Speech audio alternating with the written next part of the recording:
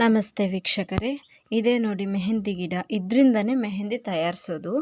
ಇದು ತಂಪುಕಾರಕ ಗುಣವನ್ನು ಹೊಂದಿದೆ, ಅಂದರೆ ದೇಹಕ್ಕೆ ಇದು ತುಂಬ ತಂಪು ಅಂತಲೇ ಹೇಳಬಹುದು.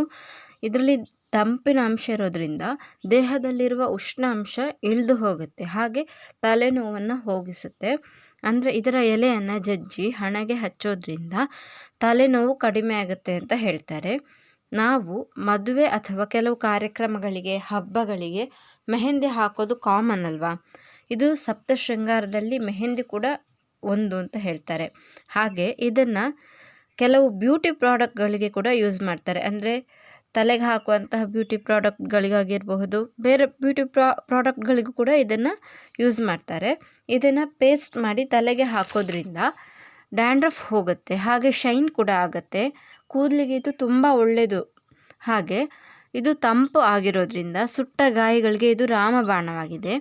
ಇದರ ಎಲೆ ಕಫ ಮತ್ತು ಪಿತ್ತವನ್ನು ನಿವಾರಿಸುತ್ತೆ, ಹಾಗೆ ಬ್ಯಾಕ್ಟೀರಿಯಾವನ್ನು ತಡೆಯುತ್ತೆ, ಚರ್ಮದ ಸೋಂಕು ನಿವಾರಣೆ ಮಾಡುತ್ತೆ.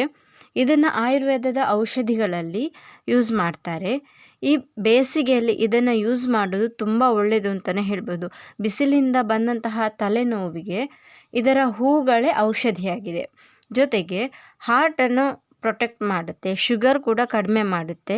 ಇದು ನಮ್ಮ ದೇಹ ಕ್ಯಾನ್ಸರ್ ವಿರುದ್ಧ ಹೋರಾಡಲಿಕ್ಕೆ ಕೂಡ ಹೆಲ್ಪ್ ಮಾಡುತ್ತೆ. ಇದರ ಬೀಜಗಳನ್ನು ಹುಡಿ ಮಾಡಿ ತುಪ್ಪದ ಜೊತೆ ಸೇರಿಸಿ ಬೇಧಿಯ ಚಿಕಿತ್ಸೆಗೆ ಕೂಡ ಇದನ್ನು ಯೂಸ್ ಮಾಡ್ತಾರೆ.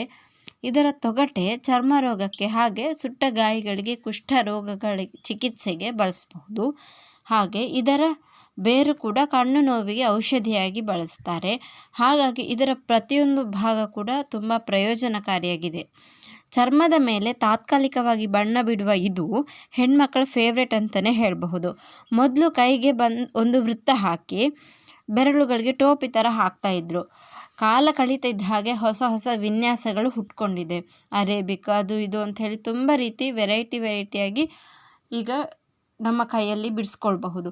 ಮದುಮಗಳ ಕೈಲಿ ಅಂತ ಮೆಹಂದಿ ಹಾಕ್ತಾರೆ. ಮೆಹಂದಿ ಇದ್ದೇ ಇರುತ್ತೆ. ಹೆಚ್ಚು ಬಣ್ಣ ಅಥವಾ ಹೆಚ್ಚು ದಿನ ಮೆಹಂದಿ ಬಣ್ಣ ಇದ್ದರೆ ಗಂಡ ತುಂಬ ಪ್ರೀತಿಸ್ತಾನೆ.